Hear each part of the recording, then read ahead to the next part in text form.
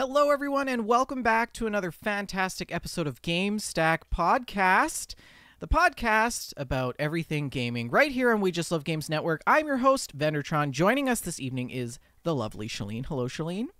Hello, hello. And also, we have a special guest with us this evening, Tim Twig. Tim, how you doing? Greetings and salutations, fellow gamers. I can't believe you actually let me back in the building. What were you thinking? Yeah, we made him sign a Well, we usually lock the door, but he just wandered in like a dog. Everybody forgets. So we made him sign a waiver this time, so it's okay. We'll be fine. Yes. Welcome to everybody coming into the chat room. If you're listening live, welcome. Happy Friday to you. This is GameStack Podcast episode 93, number 1. And we've got, before we get started, I do want to mention that the show is sponsored by Oak and Crow Coffee. If you go to oakandcrow.com, you can find our We Just Love Games Way Tenango blend. $2 from every bag of our coffee bean goes to the Children's Miracle Network. If you're listening live, don't forget to host us. If on Twitch, tell your friends about the show and shout us out on social media. And yeah, that's the intro. How you guys doing? How's your week's been?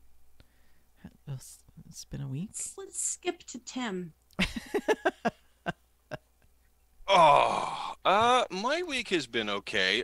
Earbuds in, catching up on podcasts at work, and then as soon as I get home, it's gaming with the community. Usually I get dragged into dungeons in ESO, but it's been pretty good, man.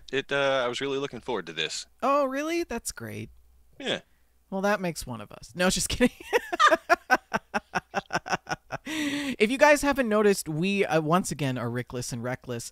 We actually booted Rick temporarily and just slid Tim right into the spot because Rick is on vacation in some faraway land. So yeah, I don't mind being token white guy number 2 once in a while. It's okay. Miss you, Rick. Safe travels. Yes, we love you. Safe travels. Yeah. But yeah. We'll be right back to our documentary, Roaming Catholics, which is about priests who travel the globe. No, just kidding. Tonight we're going to talk about some news. We're going to talk about some game stocks. We got a game science segment. We have some gameplay that we're also going to talk about. Before we get into that, I do want to list off some new people in the Discord. Shalene, do you want to take us through that?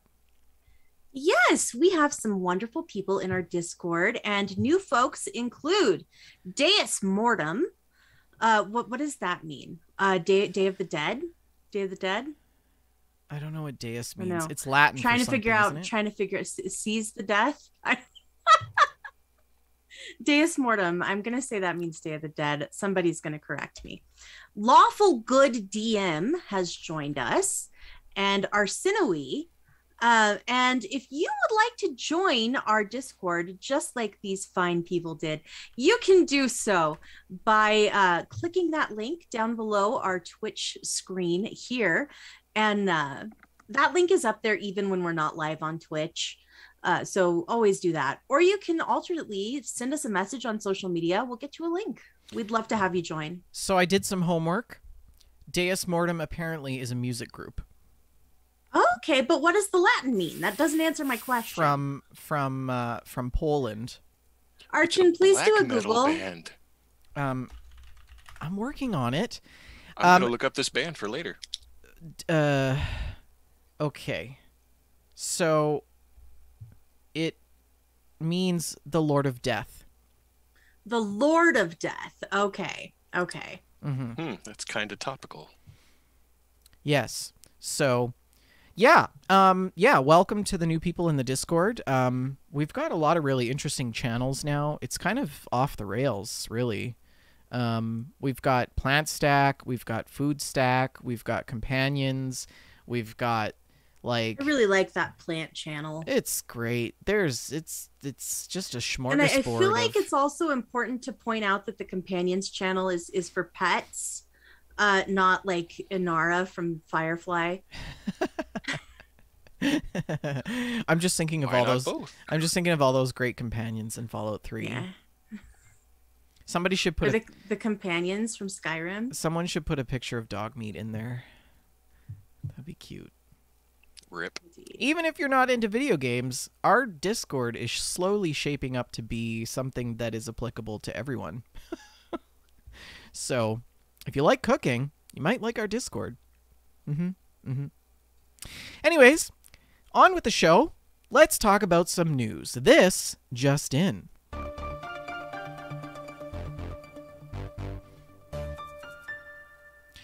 Now, I understand, Shalene, you've got some new game store titles from the Epic Game Store that you want to walk us through. Did you want to tell us a little bit about that? So, Epic Game Store, it's still a bit of a controversial store, I believe.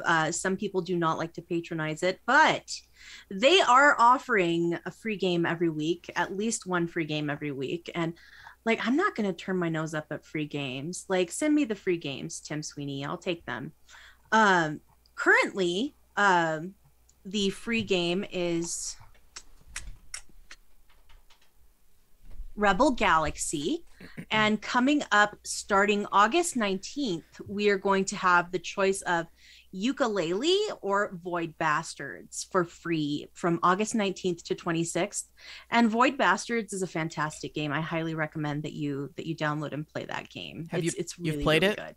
I have. I've played it, not as much as I'd like to, but enough to know that it's excellent. And I wish I had time for more. Cool. It's really good.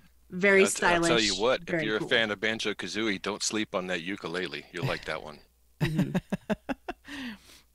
That's great. Yeah, in the last episode of GameStack podcast, Rick and I covered the titles for the month of August. But Epic Game Store was a late bloomer this month, so we thought that we would include it in this show's episode. So thank you for sharing that with us. Yeah. This next bombshell of an article written by John Walker in Kotaku. I thought I would include this in our show tonight because it was just an article that really stood out. When I was trying to look for news for tonight's show, you can always tell when the news is really slow because there's like a million articles about like top 10 things, top 10 video games to play this summer, top 10 best sellers, top 10 outfits in video games, top 20 like video game stories. Like it's just like people are just finding ways to fill the space. We're guilty of this too. We've done plenty of those on this podcast. Well, I mean, that's pretty much the central theme of our show. Anyways, did you guys know that the first video game ever created was called Tennis for Two, and it was developed in 1958?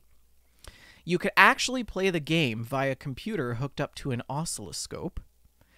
And what's an oscilloscope? I don't know, Shalene, look it up. Man, savage. Sound like my dad. An oscilloscope is like a viewfinder, right? You like look through it? Okay, according to Wikipedia, an oscilloscope, previously called an oscillograph and informally known as a scope or an oscope, is a type of electronic test instrument that graphically displays varying signal voltages, usually as calibrated two-dimensional plot of one or more signals as a function of time. Okay. So basically, it's those really old screens, like in Fallout, you get those, like the screens with the lines on them. Yeah. So I don't know how you played Tennis for Two on that, but that must have been incredible for the first time. Probably pretty similar to Pong. Yeah, maybe. Yeah. Well, anyways, the gentleman who developed this game, William Higginbotham, I hope I pronounced that right, coincidentally also is the man who created the first ever nuclear bomb. So I thought I would share this article because it was just so profound to me. I have to sneeze, and it's there. And I don't remember that name being associated with the Manhattan Project. So Higginbotham is a man who spent a majority of his life building a legacy that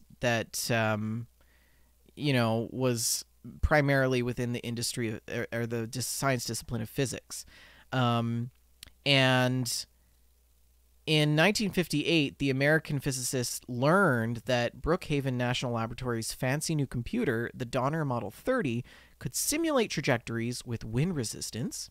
So, like any good scientist, he thought that, hey, I'll invent video games. Teaming up with Robert V. Dvorak, 3 weeks later, they'd done exactly that, creating a little tennis sim drawn in green lines on a circular oscilloscope screen, and it was a hit at the lab's annual public exhibition. Imagine that, a video game being like something that just circulates throughout the office as being something fun. Was he on the Manhattan Project team or like what? Because it looks like he was. I feel like I need to to this learn article, more he made about the electronic this. triggers. Ah, okay. Yes. Okay. So that was I was getting to the punchline. So during the Second World War, he was working at the Los Alamos National Laboratory, where he was in charge of creating the electronic triggers for the first A-bombs. And his 1994 New York Times obituary points out that he went on to establish the Federation of American Scientists, which was a group that lobbied for tight controls over nuclear weapons. Yeah. Most of the Manhattan Project scientists did end up lobbying for very strict controls. Yeah. So it's kind of interesting. And Tennis for Two is the game that really sort of, spearheaded the creation of video games. And so people went on to develop, Space Invaders and Pong in 1972. And that's kind of how the birth of the video game industry began. Which is a fun little factoid for you Fallout fans. I thought it was amazing, and I had to share it with you guys because I didn't know this either. So that's really neat. I'm posting in the Twitch chat a link to the image of Tennis for Two being played on the oscillograph. It's pretty nifty. Yeah, it's pretty cool. So yeah, I thought you guys would enjoy that. Yeah, I don't really know how to segue into this next thing. Speaking of, what else is stories. The bomb? Video games. Yes. And video games are expected or hypothesized to be the next pandemic, according to UK newspaper The Telegraph. Which, I mean, this story, what? I don't even know. The story comes from AOTF by David Coulson. The Telegraph is under fire for criticizing video games, calling them the next global pandemic. I know this is. Let me be clear to our listeners that we are including this story because it is so ludicrous that we have to sit here and talk about it and laugh about it because it is so ludicrous. Yeah. So a title in the Telegraph called "Spiritual Opium: Could Gaming Addiction Ruin a Generation?"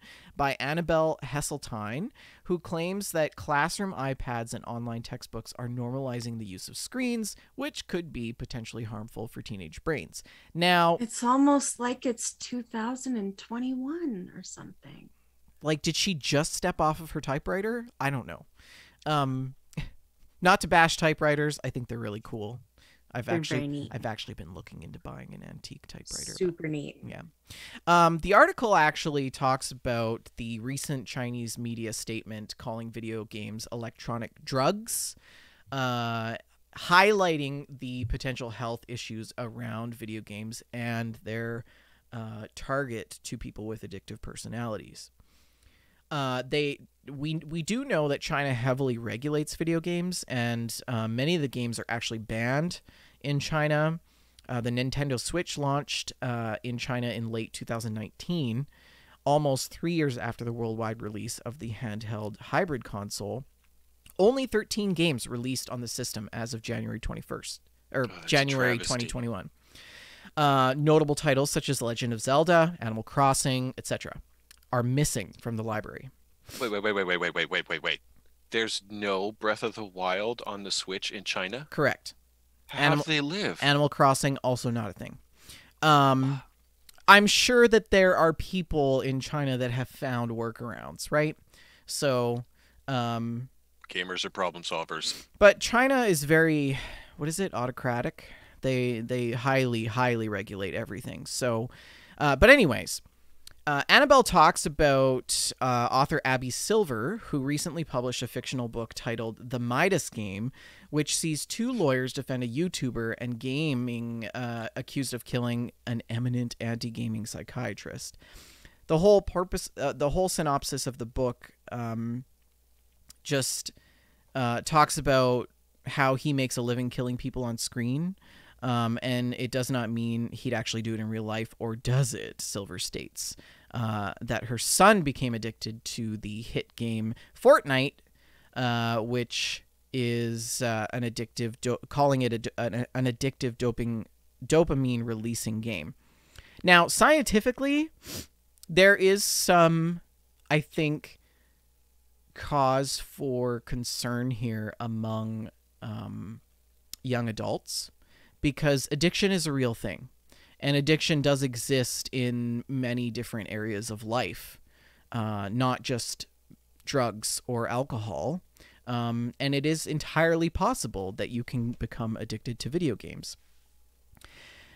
I would also like to make the argument that video games actually have incredible benefits to our society and to our personal growth and to our mental health. And, you know, Shalene, we've talked about this on the show a lot, how video games have benefited our personal lives, and so many other people that listen to the show as well. To call it the next global pandemic, I think, is a little bit unrealistic. I really don't think that... Ooh, I was muted. I think it's really insensitive to use the word pandemic when we're currently in the middle of an actual one. Yes. You know? Yeah. It is a buzzword that got thrown around, and it shouldn't have. But, I mean, before video games, it was rock music and comic books and movies. Mm-hmm. You know, there's always something. I mean, it's always something. Let's be clear that there are very close relationships to people that are addicted to video games compared to people who are addicted to, say, gambling, compared to people who are addicted to, say, alcohol, as I take a sip of my hard seltzer. Seriously, though, you're onto something. It's a PEBCAC error. It's not the game's fault that you're addicted to it. It's the fact that you don't have the self-control to put it down and handle being an adult when you need to. Exactly. It's a psychological thing, right? So exactly. Gaming disorders absolutely are a real thing. Are they to the level of pandemic? I think it's actually incredibly disrespectful that they use the word pandemic. Well, I mean, they're getting a lot of fire back on this, right? So, anyways, they wanted clicks and they got them. Yeah. Well, I think that Annabelle probably also doesn't work for the Telegraph anymore. So, but yeah. According to the Ofcom report, an estimated 40 million people in the UK play video games in 2020, not including children. In 2019, it was estimated that there were 66 million people living in the UK, with 14.1 million being children. That means that 52.5 million were over the age of 18, putting the figure of adults playing video games in 2020 at about 76%. Now, this doesn't compare at all to the global pandemic, and I'm not going to even go on to talk about what they had explained and compared to in the article, because as somebody who is knee-deep in the pandemic, as a public health professional, the two are literally incomparable. But I will say that I think that there are more serious threats to our society, like misinformation and the infodemic that is emerging. So we really have to pick our battles, and video games have proven through this pandemic to be a port in a storm, really. Like, how many families have come together and spent more time together at home playing video games, or people connecting across the world playing video games? Because for a lot of us, it's been the only way we've been able to connect with people. Yes, absolutely. Very important. Yeah. So I do like this article in AOTF. They say anything in life can become addictive, especially if it causes a person to release dopamine. And like, that's the whole thing about, you know, pleasure centers of the brain, etc. I openly admit that there have been video games that I have played addictively. Oh, yes. Yes. Big same. Yes. There was a time that Animal Crossing New Leaf became such an important force in my life that it was affecting my actual life. I was neglecting uh, a lot of things that I should not have been neglecting to build the perfect town. And what did we learn? We learned that if you're very careful, you can keep your favorite villagers from leaving. And we also learned that if you dig a hole in front of someone's house, they can't come out. And also that if you water your plants daily, you're more likely to get hybrids. Did you also learn that you can apply Animal Crossing tactics to managing the town that you work for? Oh my gosh, I am Isabel. Like that's my persona. This doesn't surprise me one bit. Is that why you always have the drop back of the office with the little Yes! fax machine? Yeah. That's absolutely that's my life. I am Isabel. Anyways, the take-home message from this article, and I do want to point it out, they say that it's disappointing to see mainstream media and some governing bodies continually try to take shots at video games when many studies have proved the positive benefits that they can bring. And if you want to learn those positive benefits, listen to some of our past shows where we talk about the benefits of video games in our new Game Science segment, which we'll talk about a little bit later on this evening. A little teaser, Red Dead Redemption. So, yeah. But video games have helped me through insurmountable things. They've helped me reflect on real life stuff. They've helped me reflect with others on real life stuff. And they're a form of therapy too. Like escapism is one of the biggest things in my life that I use to unwind and calm down, you know? So, Tim, is there anything that you wanted to add? We were kind of rambling. No, it's all good. I'm familiar with the run of, the rambling. I have leaned into some games to avoid some stressful times, but Doom. The stressful times don't go away. You have to face them, but as in all things, moderation, right? That's exactly it, right? But I think that there's a society of what is the word? Snowflakes? No, we like to gorge, overindulge. We like to overindulge in things. And I mean, you see this with fast food and eating and money and spending and consumerism. So like get out of here. Get out of here. Get out of here, Telegraph. But yeah. Anyways, we do have to talk about Activision. Speaking of other organizations that are a little bit shady, we do. This is kind of a big thing, Shalene. We got to talk about Activision. This is this gaming generation's OJ trial. If you think about it, this is a Oh my big gosh, deal. that is the best analogy. It is a really big is. deal. Activision is a company that has been around for as long as video games have been, and for as much good as some of these games are doing us in our escapism, behind the scenes, they're really hurting some people. So I do want to kind of take. So a lot has happened over the last few weeks, and our show is not frequent enough that we can actually report on this regularly. So there is a really nice article written by IGN from Adam Bankhurst and Joe Scribbles, and they sort of created a timeline for all of the events that have happened to date regarding the Activision lawsuit. So I kind of wanted to just sort of take you guys through that. And then there was two other special items. And then if you want to add in anything, feel free. But if you are unfamiliar with what's going on with Activision, the company itself, its current and former employees are in the middle of dealing with a lawsuit filed by the California Department of Fair Employment and Housing that alleges that the company fosters a frat boy culture in which female employees are subjected to sexual harassment, unequal pay, and many other issues. The lawsuit was filed on July 20th. Actions have been taken, and sources have spoken and shared their stories. The CEO of Activision Blizzard, J. Allen Brack, has stepped down from his role. And as of July 20th marks the 2-year investigation by the California Department of Fair Employment and Housing against the company itself. So this is not something new. This is something that they've been looking into for quite some time now. The lawsuit itself claimed that female employees of all levels of employment were impacted by this, and the state also alleged that the Blizzard's leadership failed to address any of these outstanding issues or prevent them from occurring in the workplace.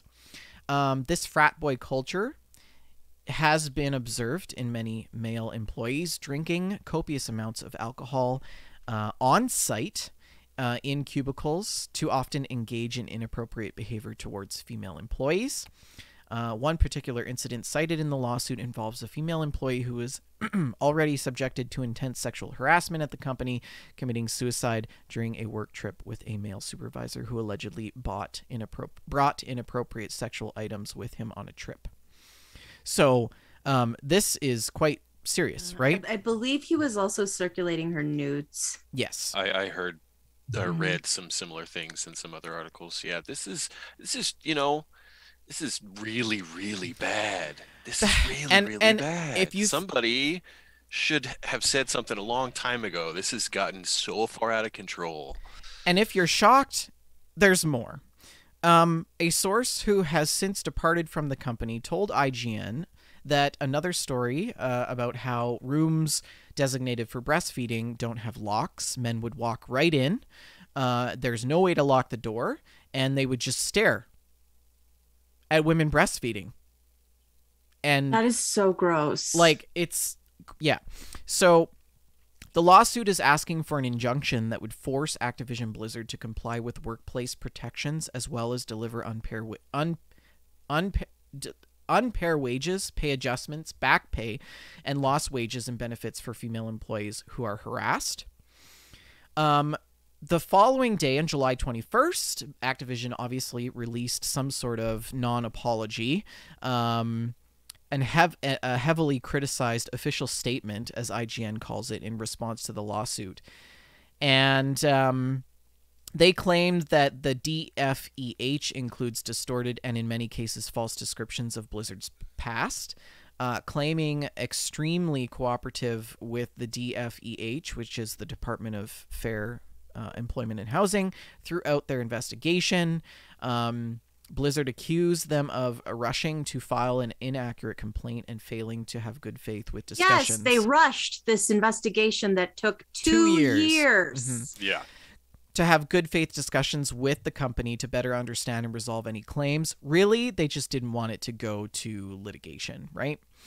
They were looking for a rug to sweep it under. I'm not going to give Activision the airtime and read out their statement, but if you're interested, you can search it on IGN's website. The following day, Blizzard's president, J. Allen Brack, emails staff to address the lawsuit and also announced that he is stepping down.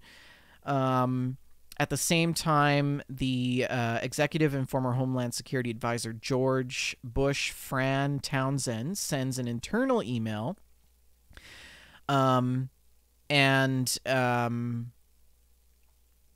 it sort of painted a picture from a different light. So she claimed that the lawsuit presented a distorted and untrue picture for the company, including factually incorrect, old and out of context stories, some from more than a decade ago, that's not an excuse.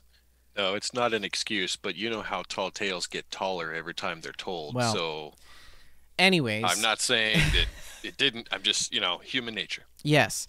So this is really when employees really began to feel like the narrative was not heading in a direction that was reflective of their beliefs. And so they said, in an act of solidarity with the victims, as well as to create this call to action, a walkout was formed. Once the logistics were all confirmed, that's when we publicized it to the rest of the company.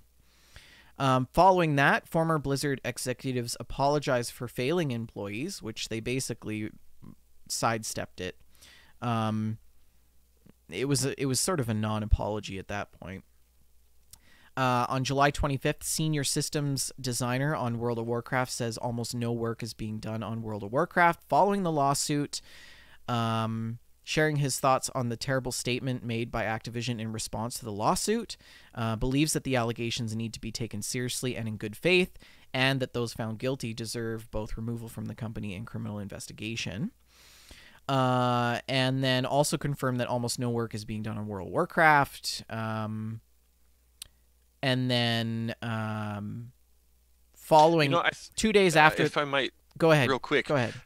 I think you brought up a good point right there about getting the responsible parties out. You dig out the bad seeds and you will change the culture. You know, we can't blame Activision as a whole, even though they kind of stick their foot in their mouth a few times. But the thing is, you know, there's a handful of people ruining it for everybody, and this culture comes about, and now the bubble is burst. But it's like... Yeah, it's comprised of hundreds of people. They don't all suck. Yeah. Right. But the people that really do suck are the ones that don't take complaints seriously. And there is leadership within the company that heard those stories and did not act on it. And those people are absolutely complicit. So on July 27th, World of Warcraft did remove inappropriate references from WoW and WoW Classic. So that includes references to some developers and team members who were named in the lawsuit, including Alex Afrasiabi. That was the Cosby Suite guy, right? I think so. Yes. And then on the same day, the CEO, Bobby Kotick, issued a response calling the company's initial statement tone deaf. Nailed it. On the same day, Activision Blizzard employees staged a walkout and listed demands. They had 4 demands. Number 1 was an end to mandatory arbitration clauses in all employee contracts, current and future. Number 2, the adoption of recruiting, interviewing, hiring, and promotion policies designed to improve representation among employees at all levels, agreed upon by employees in a company-wide diversity, equity, and inclusion organization. Number 3, publication of data on relative compensation, promotion rates, and salary ranges for employees of all genders and ethnicities at the company. Transparency, really. It's so important. And the last thing, empower a company-wide diversity, equity, and inclusion task force to hire a third party to audit ABK's reporting structure, HR department, and executive staff. These are the elements within any company that cause most of the issues. Upper management. If they don't act and lead the way that they should, then everyone else down the chain acts the same way, right? People become complicit. So, nobody likes third-party audits. They're awful, but guess what? Sometimes it's necessary. Yep. On the 28th, Ubisoft employees signed a letter supporting the walkout, demanding better from Ubisoft as well. Activision Blizzard on the 29th confirmed that the former senior creative director Alex Afrasiabi was fired in 2020. And then on the 31st, the security researcher reveals that Blizzard recruiters harassed her at her job fair. This was an interesting story. That one was awful. That story was so awful. So, reported in the Waypoint, security researcher Emily Mitchell shared a story that showed how systemic issues at Activision are real and they exist. In August 2015, she was looking for a job and she approached the Blizzard booth at a job fair, and she was asked about penetration testing. She asked about a penetration testing position, which is an industry term for security audit, and one of the Blizzard employees asked her if she was lost, while another one asked if she was at the conference with her boyfriend. The third asked if she knew what pen testing was. One of them asked, and she quoted, "One of them asked me when was the last time I was personally penetrated, if I like being penetrated, and how often I got penetrated. I was furious and felt humiliated, so I took the free swag and left." I would have took all the free swag. I would like to this ends before the story gets good. Wow. So I would like to go ahead, Shalene. Continue this one, because she went on to have a successful career. And so at one time, Blizzard reached out to a company that is now called TerraHash, looking to hire this company for IT security work. And Mitchell, who was the woman harassed at this job fair, she was the chief operating officer at this company at the time. Oh, yes, so when karma comes back. She saw this request from Blizzard. This is from a Vice Waypoint article, by the way. She saw this request and told the founder and CEO of the company, and I quote, "Fuck no." and told him the story of what had happened between herself and these Blizzard recruiters. And CEO Gosney wrote an email to that completely outed Blizzard about this, and stated that one of the executives had shared this troubling and upsetting story and described what had happened. And as you can imagine, the letter read, this was a tremendously upsetting and infuriating experience for her. And yet when she shared her experience with other women at the conference, she found she wasn't alone. Many others had received the same treatment from Blizzard's recruitment booth as well. But Gosney did not flat out refuse to work with Blizzard. He left that door open, but conditionally. He said, rather than dismiss you and tell you that we will not do business with you, we'd like to give Blizzard the opportunity to redeem themselves. We are committed to combating inequality, and I am calling on Blizzard to do the same. As you may or may not know, today is International Women's Day, and in honor of this day, we are attaching a few conditions if Blizzard wishes to do business with us. Condition 1. Blizzard will be charged a 50% misogyny tax, the proceeds of which will be donated to Women in Technology International, Beautiful. Girls in Tech, Beautiful. and Girls Who Code. Perfect. Condition number 2. Blizzard will become a gold sponsor of the Grace Hopper Celebration of Women in Computing 2017 conference. I love it. And condition 3, a formal letter of apology from the Blizzard C-suite addressed to my COO, along with verification that all employees have undergone equal opportunity and sexual harassment training in 2017. Give them a medal. And you know what? Shalene? That's still not enough. It's not, but man, right? That felt good. But it's a step in the right direction. Yeah. So that's kind of where Rick and I left off with things. And if you've listened to the last episode of GameStack podcast, we really didn't do it justice because, one, we were two guys talking about female rights in the workplace. 2, Shalene wasn't on the show, so it didn't even feel appropriate to even talk about it. So now that Shalene, you are here, I think that's we can talk about it. Bender, that's silly. You guys are allowed to talk about misogyny as well, and it's important that we see that's a quotable the quote. enfranchised. Don't give them that. It's important that we see the enfranchised people, going to bat for the disenfranchised. Yeah, I think what I mean to say is that we wanted to make sure you had a voice in it too, right? So it's nice that we have a chance to talk about it today on the show. There are a couple of other things that I'm just going to quickly bounce through that have happened in the last 10 days. So on August 3rd, Blizzard's president J. Allen Brack stepped down following confirming that he was leaving the company to pursue new opportunities. And he is being replaced by co-leader Jen O'Neill and Mike Ybarra.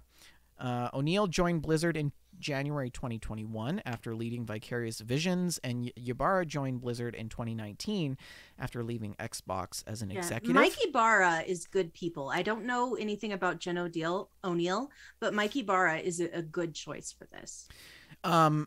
Brack was mentioned in the lawsuit having reportedly only given a slap on the wrist to executive creator Alex Afrazabi, despite having received complaints about consistent sexual misconduct at the company. He also received renewed criticism following the resurfacing of a video from BlizzCon 2010 that showed Brack and Afrazabi laughing at a fan's question as to whether new female characters in World of Warcraft might be less sexualized. That's kind of a big thing. On the same day, Activision Blizzard employees formed a coalition rejecting the CEO's choice of a law firm to represent the company. And Activision held here earnings call, and following Brack's departure from the company and this new creation of this employee coalition, they held a scheduled earnings call, which basically means that the company sort of focused on removing those leadership positions who were found to have contributed to that toxic culture. And they said, our work environment everywhere we operate will not permit discrimination, harassment, or unequal treatment. We will be the company that sets an example for this industry, and we've taken many steps towards this objective already. Today, we are taking even more.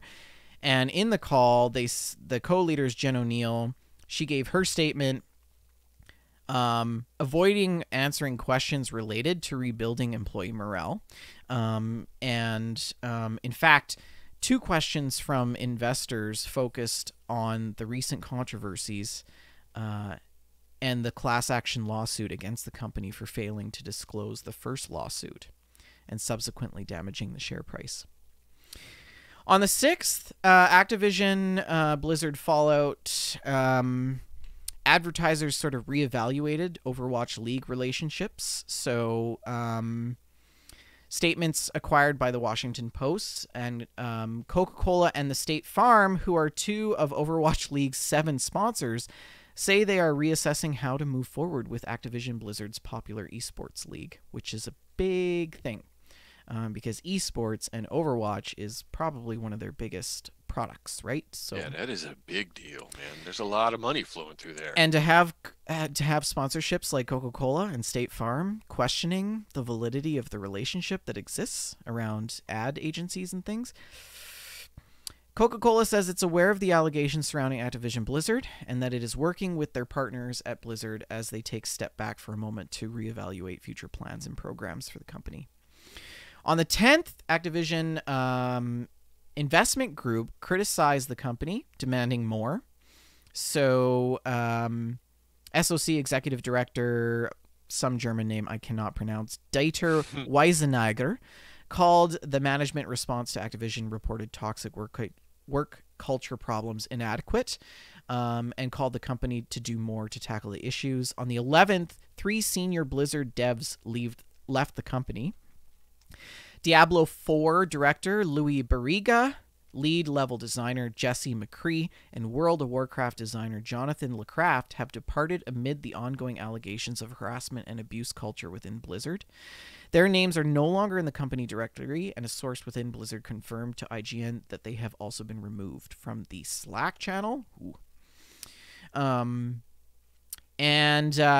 these McCree and LeCraft are tied to the Cosby Suite report, revealing that these developers would gather within a hotel suite to drink and make sexual remarks about women. Barriga had been with Blizzard since 2006 and worked on Diablo 3, Reaper of Souls, and World of Warcraft Legion.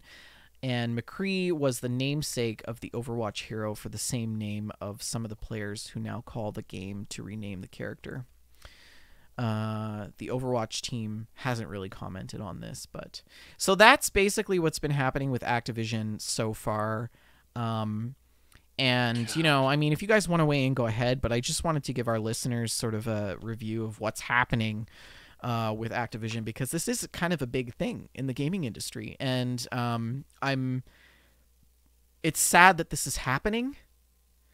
It's sad that it takes this to address equal rights, equity, diversity, and inclusion in the workplace for females and for women and for people of all genders and sexes. Mm-hmm. So it's important to note that for every story like this that makes so many headlines, there are tens, maybe even hundreds that go untold.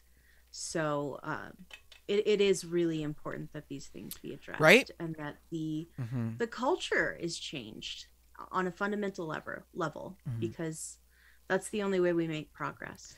And I think that it's a call to all companies in all industries to be diligent, right? Zero tolerant policy against sexual misconduct and harassment. Like that's Yeah, a good friend of mine always says, "Don't be a nozzle. Don't be a nozzle. Hmm. Just don't be a nozzle. Everything will be fine." It's an excellent guideline. Mm-hmm. Words to live by. Anyways, I don't really know how to follow that, but you guys remember Mario Kart 64, right? Mm-hmm. Who doesn't remember Mario Kart 64? Fondly. Mario Kart 64 Legend is retiring because he was betrayed. Matthias Rustemeyer, one of the all-time greats in Mario Kart 64, maybe even the best, is now saying that he is retiring. He says, "I completely lost the key value to go on," and says that he is retiring from speedrunning Mario Kart 64. Most people outside of this game have never really heard of Rustemeyer. He was sort of highlighted by YouTuber Summoning Salt, posted in a video last year documenting the German player's recent quest to top the leaderboard of all-time no shortcut world record categories for Mario Kart 64. And I mean, speedrunning is a big thing. It helps, bring players together and try to find better strategies to break new records and things like that. For a long time, Rustemeyer had a rival, Burbank, Daniel Burbank, who is also sort of in one of the world records. And during his 2018 bid for the coveted 32 by 32 world record achievement, Rustemeyer came close, winning various records off Burbank, only for the latter to work hard clawing them back.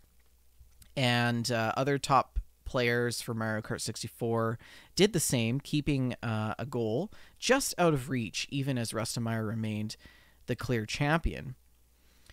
Then everything changed last summer.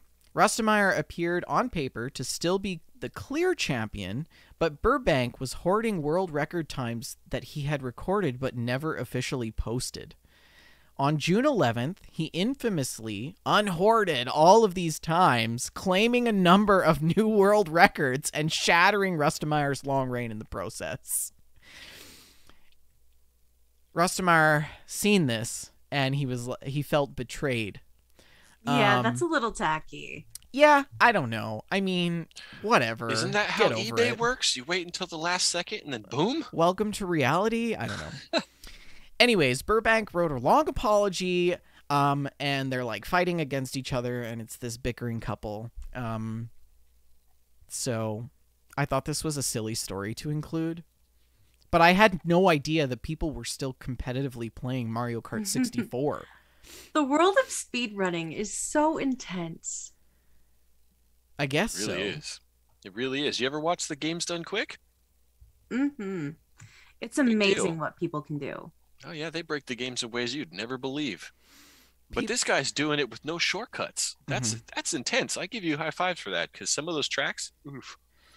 Burbank went on to say that the battle that they had this year was easily the biggest battle in Mario Kart 64 history. There wasn't a jovial competitive spirit to it, though I'm sure it was personal to him, Rustemeyer, after what had happened last year.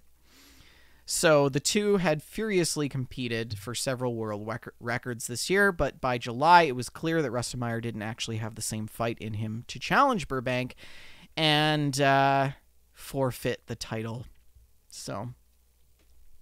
yeah, that feels bad. I mean, honestly, there's better things to live by. Get over it.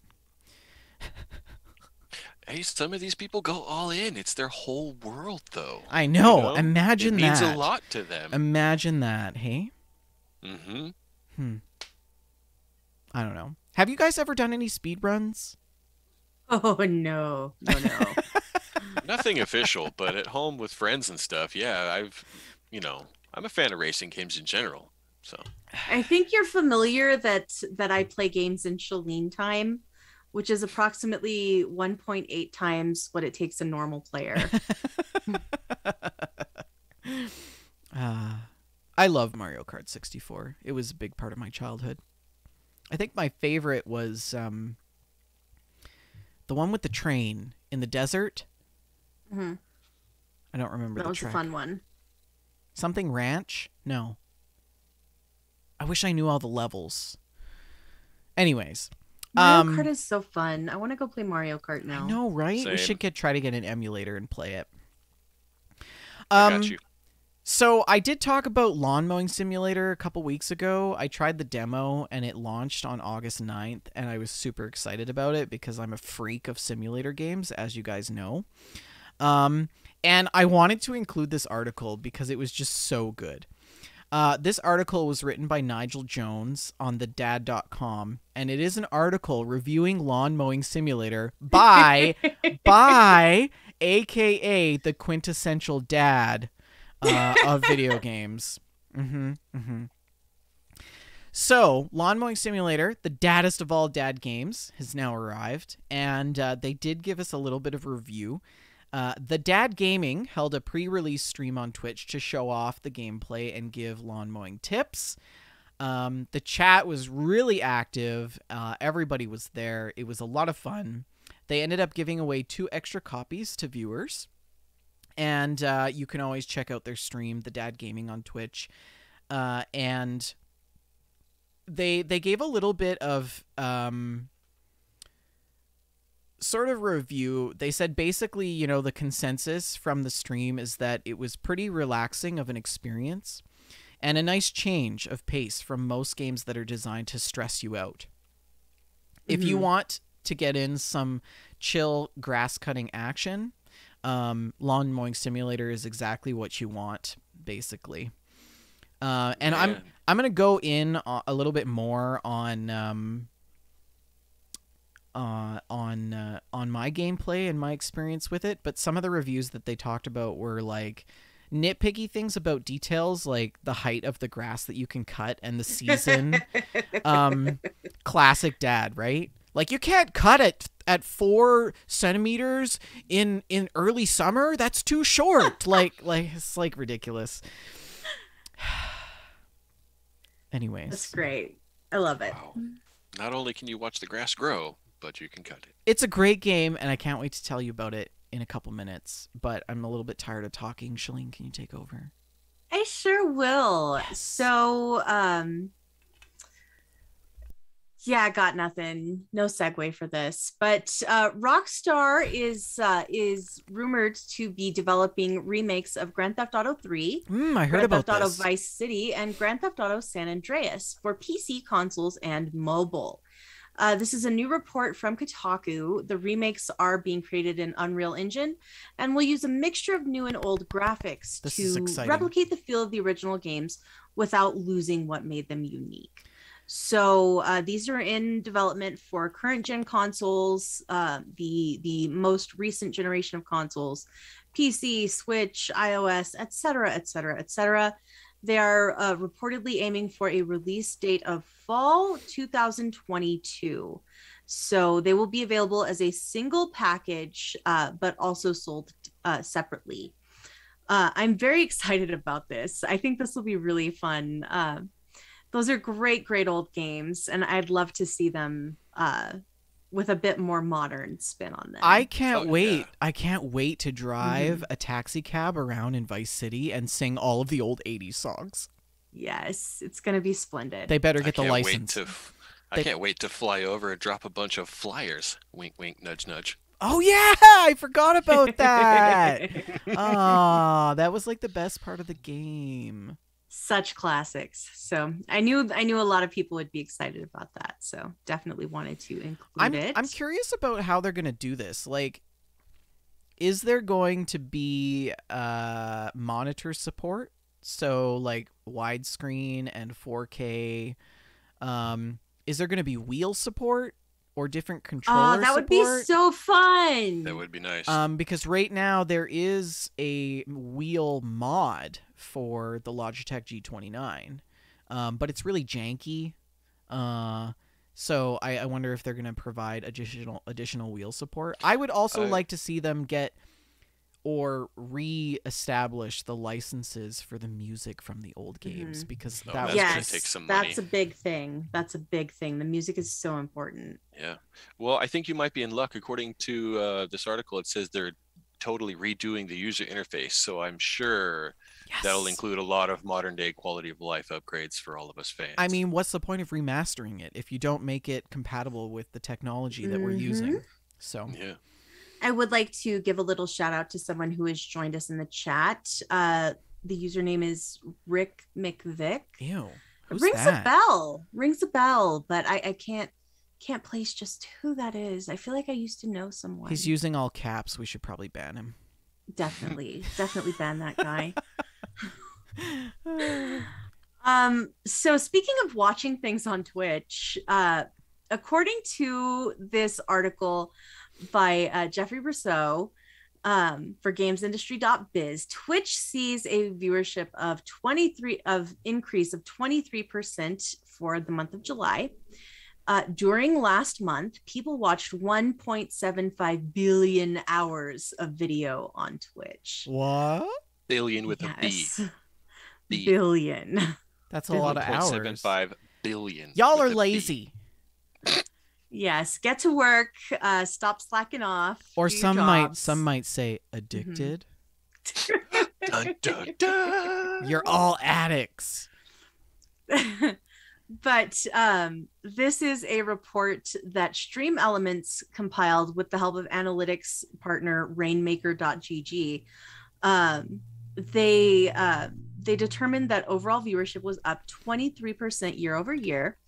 And Facebook Gaming's viewership also reached a new record with 522 million hours watched for the month. I did not realize that platform was doing that well. I'm a little surprised to learn this. Ew, Facebook. I know, gross, right? Gross. Yes. So, also they have looked at a new platform which is called Trovo. They had 22 million hours watched. Trevo? Yeah. Trevo? Yeah. Looks like Okay, I Trovo. haven't heard There's of an that. O. I haven't heard of Oh, that. is it Trovo? I think I have an Looks like account. Trovo. I think I have an account Yeah. on Trovo. Haven't heard of that. On Twitch, Grand Theft Auto 5 was the most watched game for the month at 139 million hours, despite a 17% month-over-month decline in viewership. I still watch one of those GTA role-playing servers that you introduced me to, Vendor. Oh, it's so back in the day. good. It's so good. It's so fascinating. Mhm. So fascinating. Yeah. I love watching them just live their lives. Like It's crazy. Like Constable so-and-so just goes out and like arrests some drunk dude on the side of, hi, Rob. Oh, Rob, it's you again. Well, you know what we got to you know the drill. Get in the car. book, Like, yeah. It's hilarious. I love it so much. And they go back to the station and there's like somebody working book behind the 'em. desk and they're like, hey, how you been? Yeah.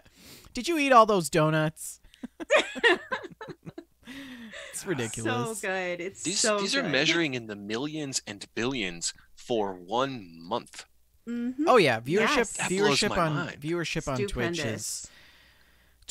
is the Google of Mhm. online streaming. Summertime has made a dent in hours watched overall, which of course affects overall viewership. People are going outside to do things. Imagine that.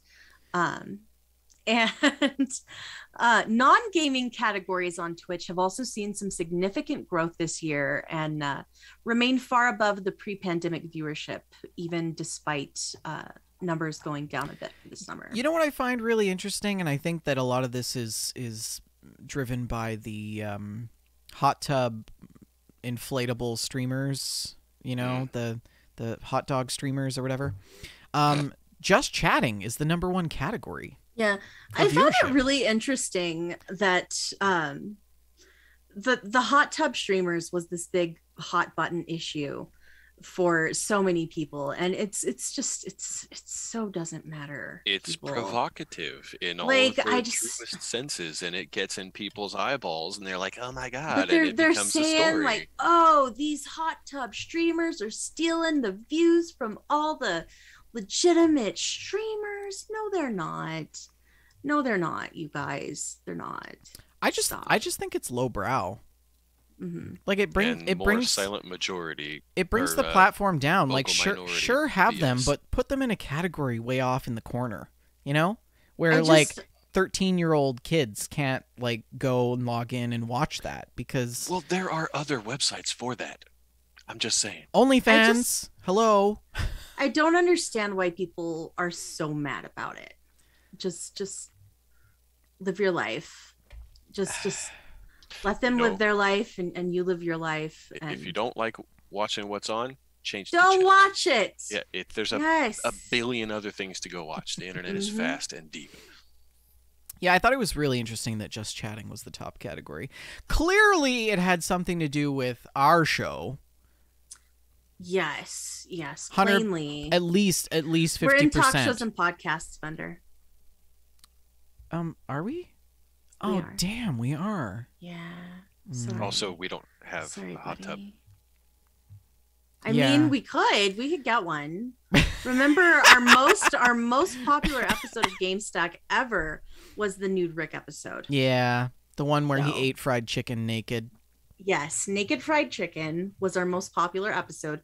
So we could put Rick in a hot tub and maybe reach new heights. Did you guys see that interview that Pay Money Wubby did with a hot tub streamer?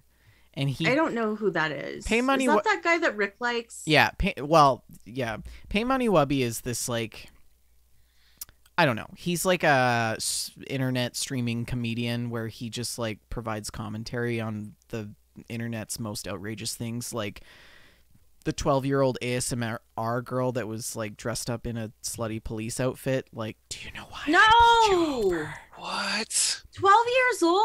No. Where are your No, yeah. parents? There's this whole world that you don't know about, Shalene. Anyways, Oh no. Pay Money Wubby was like, this is so inappropriate. Like, it's crazy. Anyways, he's hilarious. I love watching his streams. He's taken it upon himself to wear an entire green suit except for his face. So now his face just like floats on his stream. It's ridiculous. But he did this interview with this this Russian hot tub streamer who's really popular. But he did it like half naked on a inflatable hot tub. Was he in a hot tub? In a hot tub in his like house. And like Perfection. and the whole interview was about him mocking the whole idea of the hot tub streamer on Twitch. And she like was totally clueless. Like she had no idea that he was mocking her. And it was pretty comical. I thought it was pretty entertaining, but Yeah, I don't have a problem with people doing that. If they want to stream from a hot tub, I think they should do that. That's great. Do your thing. If you hate hot tub streams, don't watch them. It's I don't understand why it's such a big deal. Why is everybody so mad about it? It's a big deal because when I log into my Twitch page, it's like bam right there in my face. And I can't So what have you get been rid of it. clicking on? Nothing. What have you been clicking on that Nothing. brings this to It the just top of your it's just algorithm? there. It's just there. Twitch just Because puts it my there. recommendations are for Fallout channels. So I don't yeah. know why these people are showing up in my like featured, but they're there and it's like super annoying and I don't want to see it.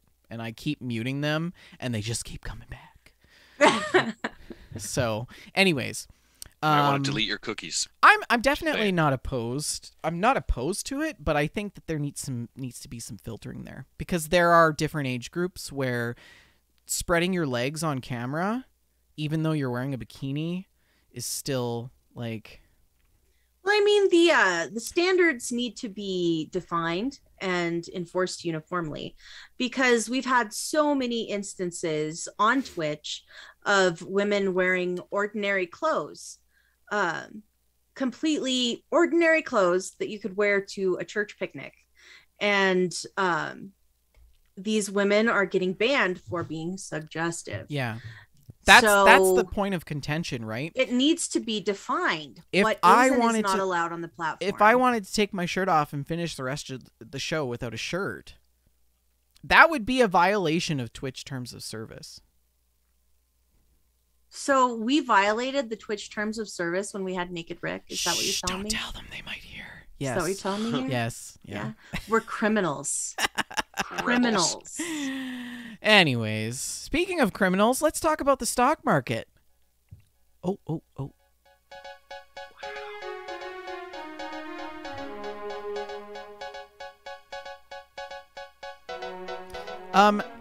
Tim, I have elected you to take us through this week's stocks. Do you wanna go through the list of stocks? Sure. Yeah, I don't mind. I got to read a bunch of numbers to you guys. Welcome to the GameStop segment. These numbers are relative to the last time that they were reported on this channel. We've got Sony at 101.94, which is up by 1.74%. Microsoft, we should all be paying attention to this one. Microsoft is buying everything and still making money despite themselves. They're at 292.85. That's up 3.04. Nintendo also showing good numbers, 59.43, up by 0.43. Take-Two, 160.35. It's actually down by 0.02. There's some weird stuff going on with Take-Two. I don't know if you guys have been reading about that. Activision, surprise, surprise, the numbers have gone down. 83.85, which is down 1.32. Can't see that one stopping anytime soon. Ubisoft at 51.52, which is up by 0.08. EA reporting in at 138.68, which is surprisingly down by 31 cents. And Tencent, the giant that they are, they're at 60.23, which is down a whole 80% or 80 cents or 0.80. Yeah, 80 cents. 80 cents. This 80 is all cents. in US dollars, by the way, and I posted these prices as of 4 p.m. today. So for those of you listening, if you're listening after the fact and it's like Tuesday next week, well, this doesn't matter to you. So just scroll on through. But yeah, it may be a good time to watch Activision stock. We've talked about this on the last episode of GameStack as well. Given the recent lawsuit, there could be an expectation that this stock price would fall even more. Just to put things into perspective, this same time last month, Activision's stock price was at $95. So it's decreased by almost $15 per share. And so if you're looking to get in on some Activision stock, keep an eye on that because it may be a good time to buy. Yeah. Don't buy Isn't Activision there- stock though. Yeah, isn't there I a mean, disclaimer here where People we're in the not stock supposed market, Shalene, have no morals. So Just Yeah. like Activision. just like Activision. Welcome to crypto. Oof, don't get me started. Tim, do you invest? I do. I have a few smaller investments. Do you have any? Conservatives, Have you couple of small ones? have you bought into any video game stocks? No. Yeah, no, I too have not. risky, hey? I just buy video games. My Steam library is That gross. is my investment. Yeah. I buy a lot of games, but I don't buy any other stocks. No. Well, if you don't buy into stocks, you may want to buy into this next article, which is our game science segment.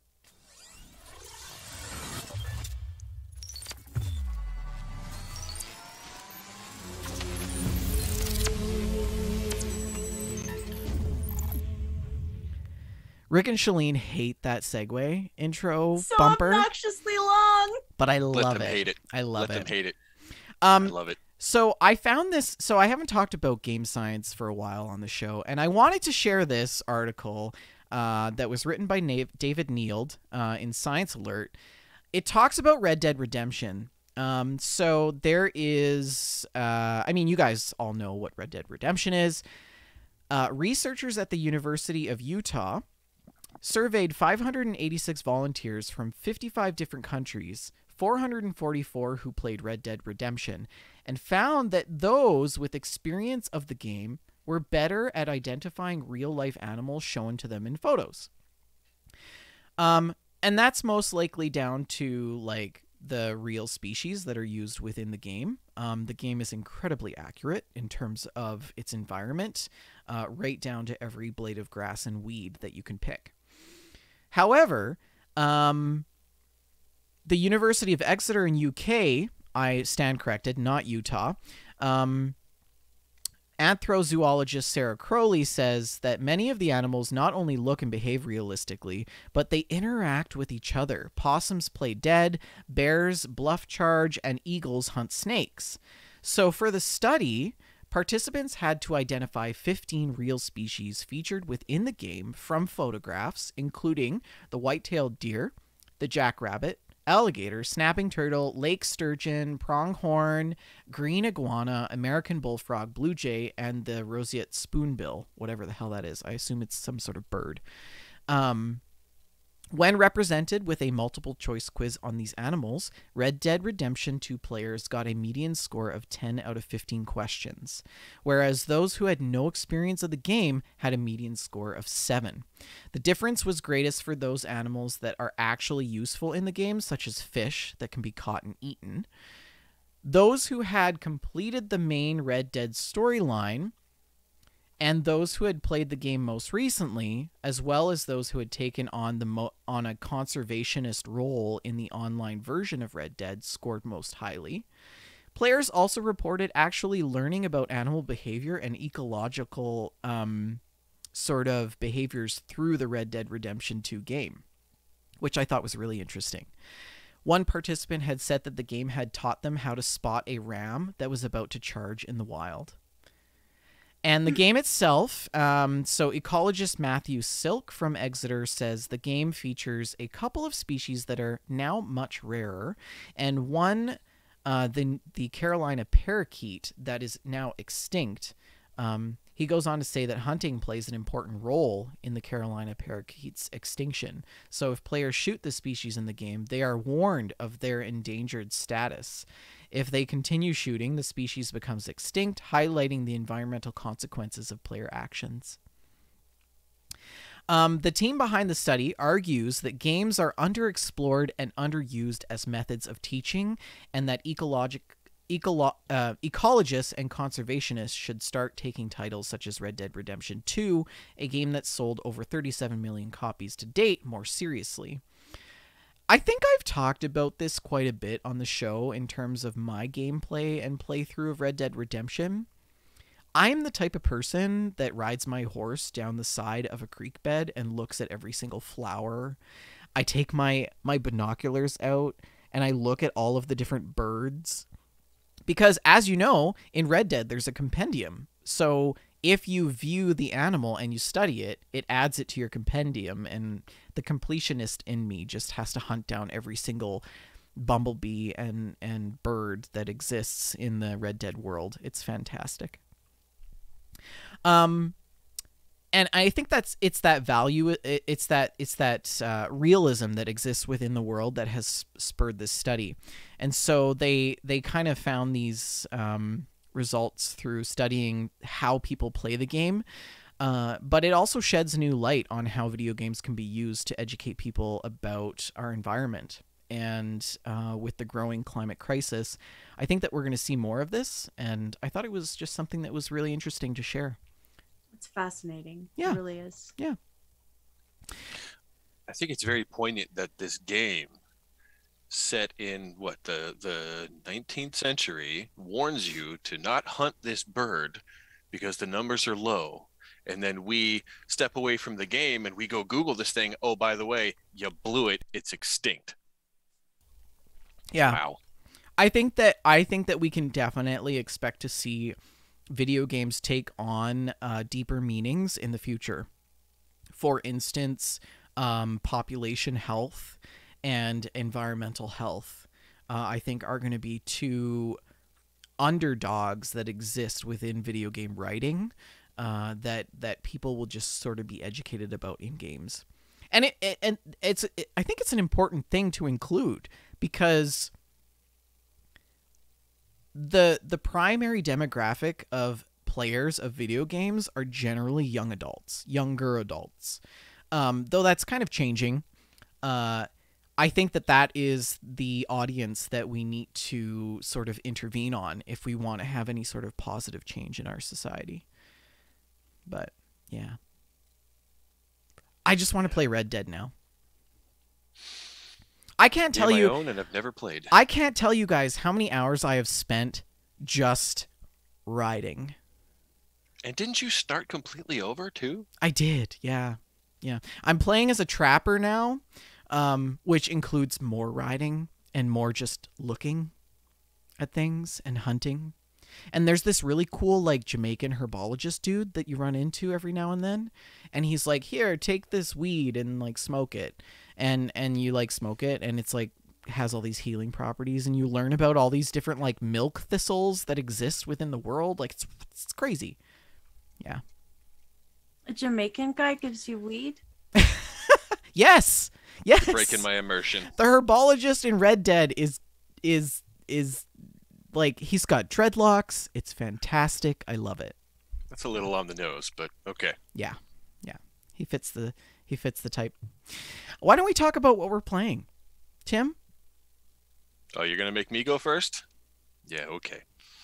Well, oh God, what have I been playing? I play everything. I play all the things. If I'm not playing Magic the Gathering, which I would be doing tonight, except you guys invited me over here to play. Okay, let's see. I'm playing Grid 2. I'm playing that one on Steam, and I've just unlocked the Far Eastern Circuit, and I've now got my Acura NSX, and I'm totally excited to stomp RTZ in all of his times, because I tell you what, man, I run some nearly perfect races, and that guy's still like a half a second ahead of me, and I got to give him props, RTZ. You've making me earn some of these. I love that. Yeah. I've also been playing Mass Effect Legendary Edition. Love this game. Why didn't I play it last time it was here? I love the hell out of this game. And I don't know why everybody hates the Mako. That thing is awesome. No, the Mako is awful. What's wrong with you? No, that thing's great. I didn't even realize It's that so I was bad. accidentally having such a good time when the internet hates this thing. I'm like, you guys just don't know how to drive, is what I'm reading here. Yeah, so I've had 2 full sittings with it. First one measuring 9 hours, and the second one almost 6. So I'm not too far into the first one, but I can't wait to get back. I love that game, and I'm a Mako apologist. So come at me. What was that game that you were streaming the other night? It was a 2D side scroller, like an 8-bit kind of.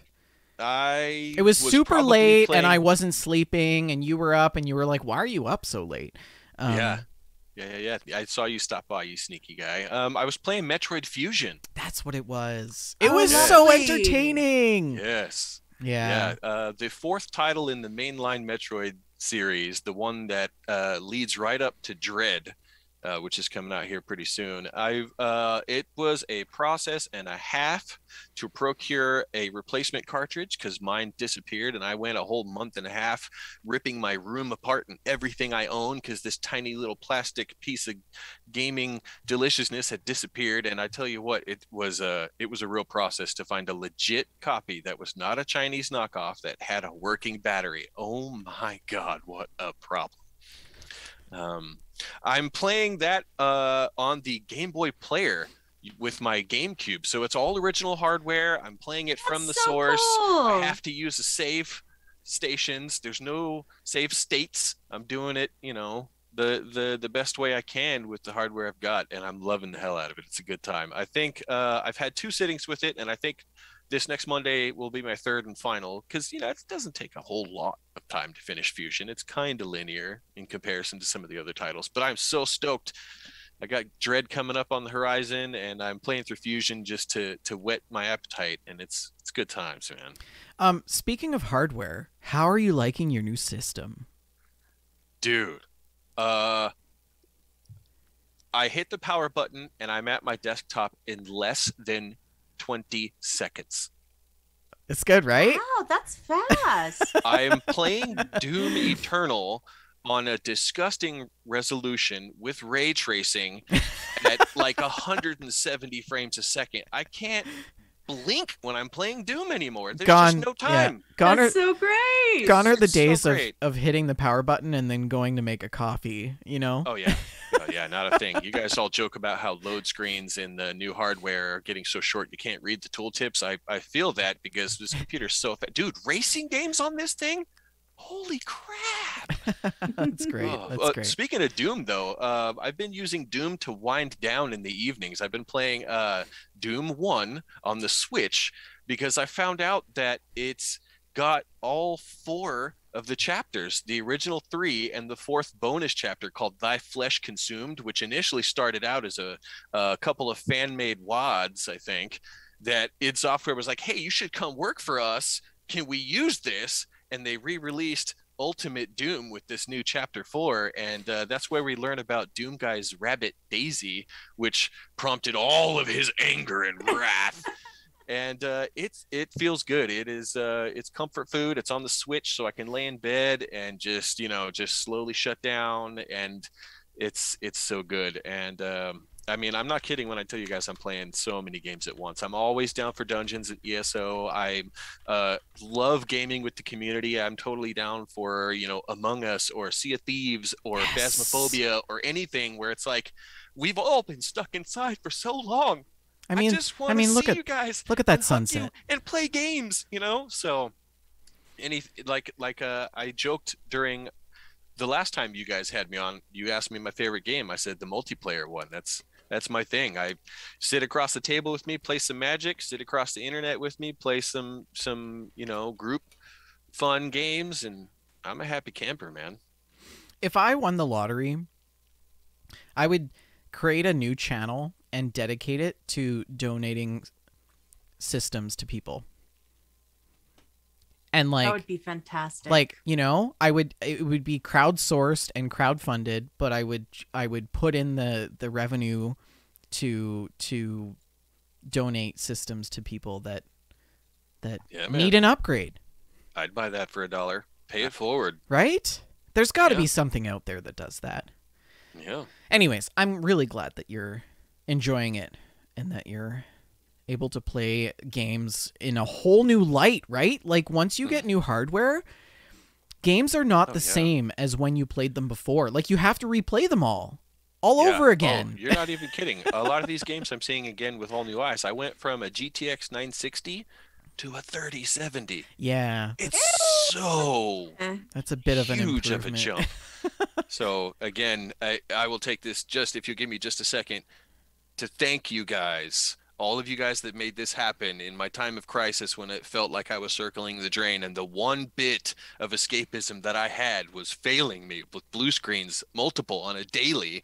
You guys made me a happy man. So thank you. I love that they live streamed it. Can people listening in on the show, can they find the video of it somewhere, of the live stream? I did save and re-upload a recording including all the chat and everything in real time. It's on my Twitch page. It's saved. Yes. Great. I'll just put that link in the chat for people. Yeah. We love you, Tim. Hearts and hugs. Hearts and hugs. Yeah. So you've been playing anything else, or? All the things. If you let me keep going, I will, but I think I'm going to defer to you guys. I don't want to take up too much of your time. Well, what have you been playing? I've been playing a mobile game. Oh, really? Yeah. Let me just preface it by saying it's riddled with ads. There are so many ads, it's almost unplayable, but I still play it because I'm addicted. It's don't laugh. It's Phase 10. Tell me about what Phase 10 is. I've never heard of this. You've never played Phase 10? Okay, so Phase 10 is a card game, traditionally. Kind of like Uno or kind of like Skip Bow, in the sense where you have a series of different rounds. I love Skip Bow. So with Phase 10, you have 10 different rounds, and you have to get a certain set of cards. So you got to get like a set of 4, or like 7 of one color, or a set of 4 and a set of 3, or a run of 4 and a set of 4, or like, depends on the round, right? Sounds like rummy. And when you're playing with 2 or 3 or 4 people, if they phase before you and they go out, then you miss the opportunity to get your cards down in phase, and you're left in the dust, and you're still stuck on the previous phase, but they've moved on to the next phase. And so Carlo and I play it a lot. We love to play it. We sit around the house with his mom and we play it together, and it's a lot of fun. It's super chill. And I found this app on my phone for Phase 10, developed by the makers of Phase 10. And there's just all these different worlds, and you go through and you do all of these different matches for cards. So it's a lot of fun. And then, of course, it's like it has the typical nuances that exist within mobile games, like events where you have to like collect all these different cats with outfits.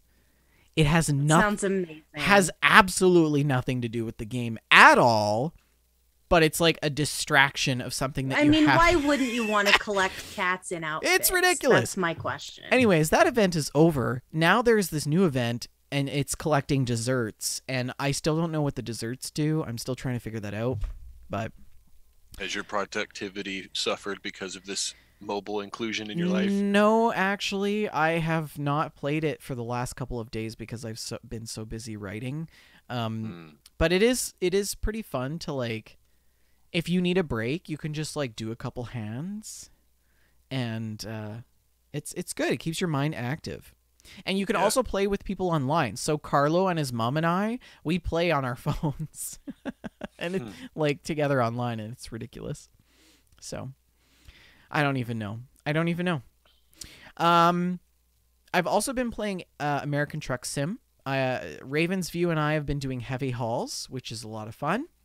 Hauling really big pieces of equipment across California, Idaho, Colorado, New Mexico, Arizona, Nevada, Washington, all wonderful. We did a heavy haul with Taz the other night, which was a lot of fun.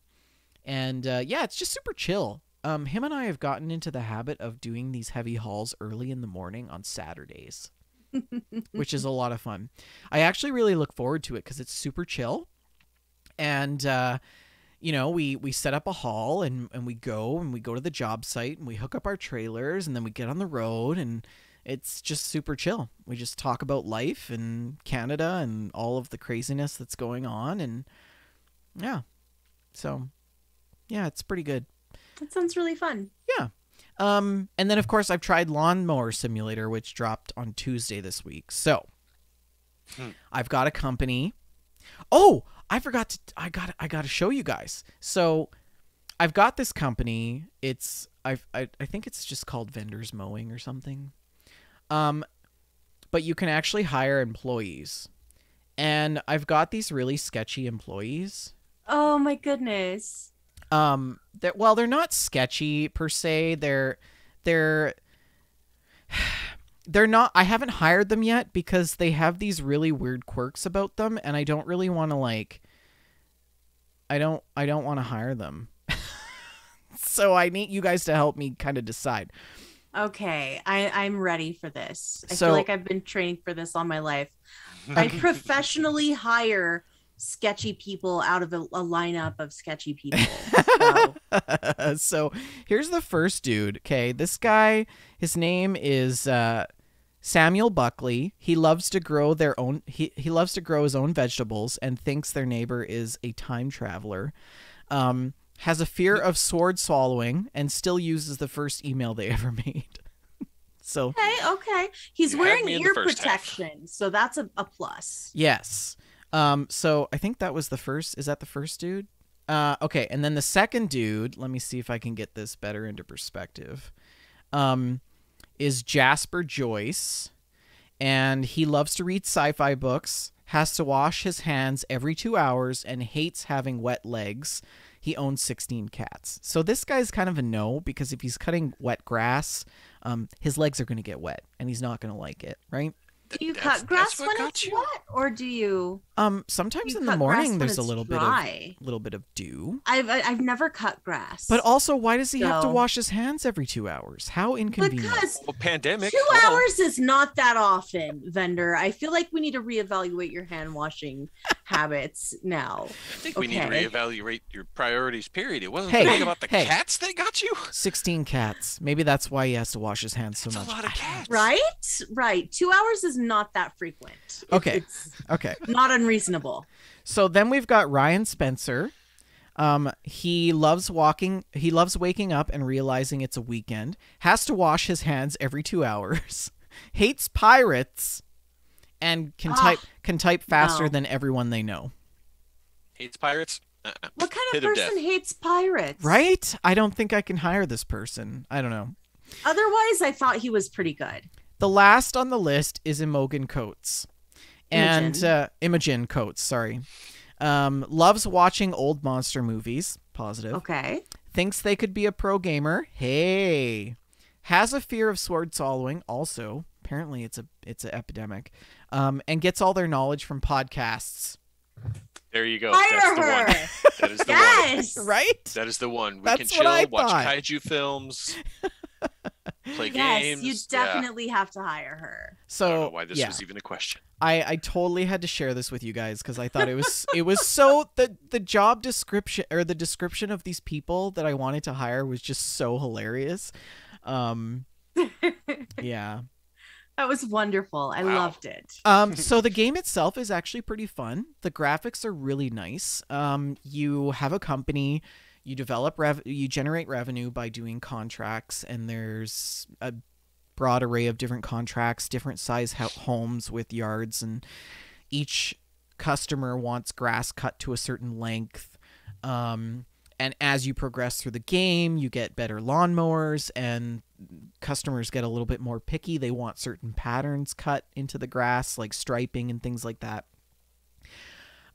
It's wheel compatible to an extent. I would like the sensitivity to be a little bit more.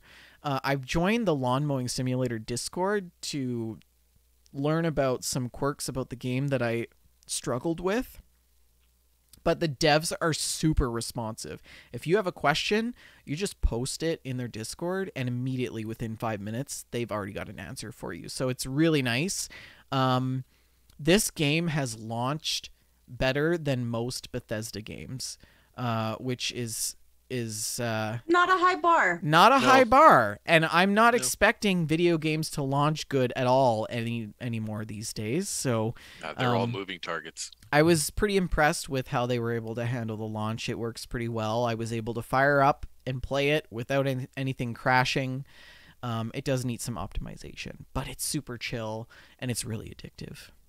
So I will that's it. admit, I accidentally tripped into your channel a couple of times while you were working the farm simulator and whatnot, and it is strangely cathartic and relaxing to just Yes. drive back and forth, listen to some tunes, and it pleases that OCD side of my brain where the lines are all nice and straight. Yes. Everything's growing just like it should. It is really relaxing. I'll give you that. Lawn Mowing Simulator is a completionist's dream because you want to get every blade of grass cut and you want it to be perfect. And so there is just this thing about it that is so satisfying. So anyways, Shalene and I did play some games together over the last month or so. We played It Takes Two. What chapter are we on now, Shalene? I think like 4 or 5. We must be getting close to the end. I think you're muted. But Shalene and I have been playing It Takes Two. I think on the last episode, we left off talking about the squirrels and the acorns and the beetle that we fly on. But Yes. we haven't talked about the space level and the bedroom thing and then like the rockets. Yes. So the biggest thing is the moon baboon. Oh, yeah, moon baboon. So our little traumatized daughter brought out her old toy moon baboon because she wanted to play, and she went to talk to the mom about it. But of course, as the mom and dad, Vendor and I are trapped in the bodies of dolls. So the parents' bodies are just like in a comatose state of suspension. The mom is just on the couch, just laying on the couch, and the dad is sitting at his desk in his office. And this poor daughter like talks to both of the parents and just thinks they're ignoring her. And it's awful. It made me feel so bad. It's such a good game, though. It is so much It fun really to play is. together. We did. So the moon baboon is like very against the parents. And very so- protective of the daughter. Yes, he Mhm. wants to take care of her. He does not trust these dolls that claim to be her parents, and so he was a very, very difficult enemy to Yeah. face off against. Yeah, I did particularly like the level where we had to fly the plane. So That was fun. so I had to fly the plane, and Shalene was the gunner, and we had to like Yes. shoot these wasps as we were flying through this like sap tunnel in this tree and like dodging all these like things. It was a lot of fun. Then we also had to fight Moon Baboon in a alien spacecraft, and we had to like ride rockets and like hit his ship with rockets. It was so good. In the past, we've been given special tools or powers. So Shalene had a hammer, and I had sort of a nail gun thing. But this chapter, I was able to make myself tiny or really big, and Shalene had moon boots. Was it moon boots? Yeah, and they were like gravity boots. Yeah. So I could stick to the wall. So there was different dimensions for her in trying to figure out puzzles, and then like for me, I had to either make myself really big or really small to like move objects or like help her get to where she needed to be to open some gate or something. So it was really fun. We just finished up this chapter about, it was like universe, like space themed. So we had to go through all these different gates, and behind each gate, there was sort of a level that you had to traverse, puzzles that you had to figure out. And at the end of every level, there was a robot that I had to make myself super tiny to climb inside to push the battery into the robot so Shalene could pull the lever and activate the robot. And that completed the sub-level. It was so fun. Yeah, it was a lot of fun. So, and that was like the Moon Baboon theme, because Moon Baboon is an astronaut living on the moon. And so now we're in this new level where we're actually in the daughter's bedroom. What's her name again? Rose? Yes, her name is Rose, and we started out under her bed. Yes. And there were all kinds of lost socks and stuff. And we went through a little fort that she had made with the dad, which was really fun. Yeah. So we've left off in her room, and we got to continue on that journey. So we'll have more on that in the next episode. Yeah, we need to get back to that. It's been so fun. Go ahead, Tim. This It Takes Two, is this the kind of game that you don't want to play with your best friend, kind of like Portal 2, because you'll wind up ripping each other's throat out by the end of it? Or do you feel like you guys have actually kind of... Well, like there is the opportunity to troll each other a bit. That's definitely, of course, not something that we've done, you know. There's mini games where you, but, and you can, and there's some use competitive stuff. Yes. Yeah. Yeah. There have been a couple of times that I've potentially hit Vendor with a hammer. Yeah. And also times that he's dropped me from great heights. For science, I'm sure. Yes. Yeah. Yes. But we had a great time with it, you know. It's the game, the art style in the game makes it a very positive atmosphere. It's so wholesome, and the consequences for death are not anything that makes you feel discouraged. It's a little bit visceral when you get like ground up in some gears or like obliterated by a set of blades. But is it like Meat Boy? You just pop back into grotesque. The game. And I say that it's not discouraging when you die, but that doesn't mean that death doesn't have consequence. Some of those boss fights are super tough. Yeah, the boss fights are really hard. They are brutal. Yeah. Yeah. Yeah, you know what? Now that I think about it, the boss fights have a real Cuphead feel. I wouldn't say Cuphead. Well, but should we talk about the lava? Yes, and the flames. No, the lasers. It was just struck a nerve. So we're doing this boss fight with Moon Baboon, right? It was the last boss fight that we've done. We haven't done another one since. And we're both fighting Moon Baboon, and there's these things that pop up out of the floor. And you got to get him to get close to the thing because it shoots him or something, and it damages his ship.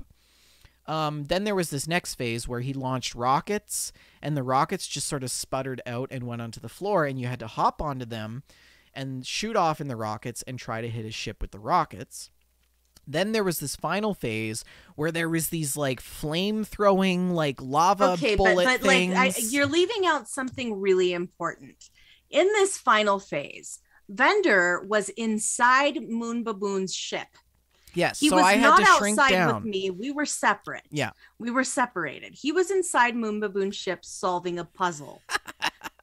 While he's inside solving the puzzle, I am outside with the spinning lasers and the walls of flame and being shot by rockets. And there was something coming from above that was like nukes. It was like being nuked from orbit. So I'm trying to just live out there, just trying to survive. While Vinder solves the puzzle, and he's having a great time in there. Oh Solving yeah, the it was puzzle. wonderful. Yeah, I was inside a spaceship. I was like sliding down wires and like looking at pictures, and he was trying to talk to me, and I was not really engaging in the conversation for very good reasons. I was a little busy, and he looked over at my screen and was like, "Oh gosh." And when you play the game, it's split screen, and it doesn't just show you your gameplay. You also see what your co-op player is seeing. But you get really sort of sucked into what you're doing, and you kind of forget about what the other person is doing.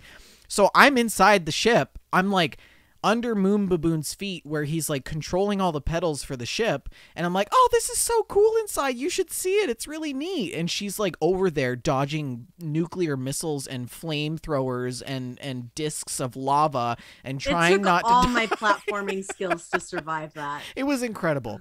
And I just happened to glance over to see what was going on, and it was just like fire. The whole screen was just fire. One of you was playing Tetris, the other was playing Gradius. It was brilliant. It was brilliant. It was just like the juxtaposition of me fun. Just having this wonderful leisurely stroll through this like puzzle part was just, yeah. So that was It Takes Two. And then we did play some Sea of Thieves, but Rick's not here, so I don't know if we want to talk about our Pirate's Life experiences. Maybe we should skip that for now. Sure. And wait for Rick. I feel bad to tell the story without him. And like the last time when you weren't here, we you guys felt bad to tell the story without me. So let's wait for Rick since we waited for me. We'll wait for Rick. But Sea of Thieves is real fun though. Yeah. So that's my gameplay. What have you been playing, Shalene? Of course, I also played It Takes Two and Sea of Thieves with you. I've been trying really hard to keep up with the Fallout 76 homework. So I'm logging in most evenings, usually with Archin, and we do the Fallout 76 homework. I've been enjoying it. I like having the little checklist of things to do. I had been neglecting my Animal Crossing island for a while, but I checked back in recently. Still love that game. It's shark season, so you can fish for sharks. I love fishing for sharks. It's so good.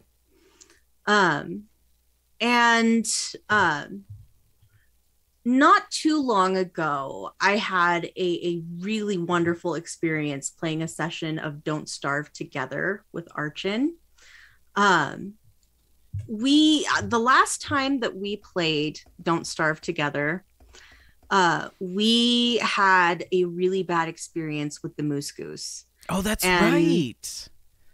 I was so angry at everything, at the whole world. By the end of this experience, I was angry with everything in the world, and I never wanted to play this game again. I was ready to throw my computer in the trash and just, I was so frustrated. So it was a while before I was really ready to play Don't Starve Together. But I heard that there was an update, and it was an update that involved the spiders and some updates to the character Weber, who is a spider character. And most importantly, that spiders can now wear hats. What? So, yes. What kind of hats? All the hats. No. Every Go hat. with the hats again. Yes. Oh, she's back into Don't Starve. So I wanted to see spiders and hats. So I asked Archie, like, hey, you wanna play some Don't Starve together? So we can see some spiders and hats. Yeah. So he goes along with it and starts us up at Don't Starve World, and he plays as Wilson. I decided that I should play as Weber since Weber has been updated. And I was pleasantly surprised to learn that I not only could play as a spider, I could play as a spider in a pretty dress and a flower crown. Get out of town. Yes, it was adorable. It was so cute. So I dressed Weber up in a pretty little party dress and wove myself a little flower garland was it to wear silk? on my head. Was it a silk dress? You stole the words right out of my mouth. I was aiming for that pun. You beat me to it. It's so good. So good. So I really enjoyed this. I was having a good experience. The spiders are not your enemy when you play as Weber because you're kin, you know, they're your relatives. So that was lovely. I was really happy. I could just walk near the spiders. It was great. And then I found a pig village. And I learned that while spiders are your friends as Weber, pigs are not. And I got really mad at these pigs. And I thought spiders and pigs were friends. I read a book when I was a kid all about that. Well, that seems to have fictionalized a actually very contentious relationship between Baram you. Yes, and this pig, let me tell you, he was some pig. And yeah, I was attacked by the pigs, so they became my sworn enemies, these pigs, and I decided that I needed to just steal all their food at night. So when they went to bed at night, I would go to the pig village and steal all of their food. You're so vindictive. This is the prequel to Angry Birds. That's why they took all that stuff. It was so good. I had so much fun. Playing Don't Starve Together. And Archon is so practical and trying so hard to keep us together, right. and he's all about like the mission, right? So yes, he's like, okay, you know, we need this and this, or we're not going to survive winter. We're doing this. I'm going to do this for us, and I'm going to take care of this. Meanwhile, Classic. He's like, what are you working on? And I'm like, these pigs must pay. Yeah. So I'm out there just robbing the pigs of all their berries, and yeah, absolutely being a nuisance. It was really fun. I did play a new game. I haven't been playing enough of these new games lately. This one, this one's called Pine Creek. And Pine Creek, what's funny? I didn't want to steal it away from you, but I had seen what you had wrote in the show notes, and it's on my wish list. So Pine Creek is a Game Boy Color game. Actually, yes. Wait, what? Yes. Like a legit GBC game? Maybe I'm thinking of Pine. I think I might be thinking of just Pine. I think so. Yeah. Yes. Pine is a different thing. Pine Creek is a Game Boy Color game, and it was recently released. Oops. And this, Tim, was why I was asking you for help with emulators, with a Game Boy emulator. Yes. Good because stuff. I'm glad that they sent me a ROM of Pine Creek to check out. So I got this emulator working that Tim sent me, and played the first couple hours of Pine Creek, and it's such an interesting little game. It's so funny to be playing this thing that is aesthetically a Game Boy game, recognizably a Game Boy game, but it's like this occult mystery story set in modern world, and it's wow, they made physical copies too. Oh wow. Yes, they did make physical copies. Isn't it great? This company is still doing it, and they've sent me a couple of other press releases for games that I'm equally interested in. Pine Creek I need to check this out. This looks cool. It's a really great little adventure game. But of course it's the characters are occasionally foul-mouthed. There's a murder that happens pretty early on, and it's so looks funny. Like it's aimed at 18+ audiences. It's definitely a mature game, and it's so funny seeing that with this traditionally Game Boy aesthetic, with the Game Boy soundtrack. It's great. I really like Pine Creek so far. So it's got some occult undertones. It does, yeah. There was a murder done that looked definitely ritualistic. The pixel art and music are great. There's a lot of personality in Pine Creek, the townspeople and the relationship that you as the player character have with your family and your friends. And it was so good. It was really good. So I highly recommend Pine Creek. You can buy a physical copy. Um, and You can actually run the game in your web browser on their website.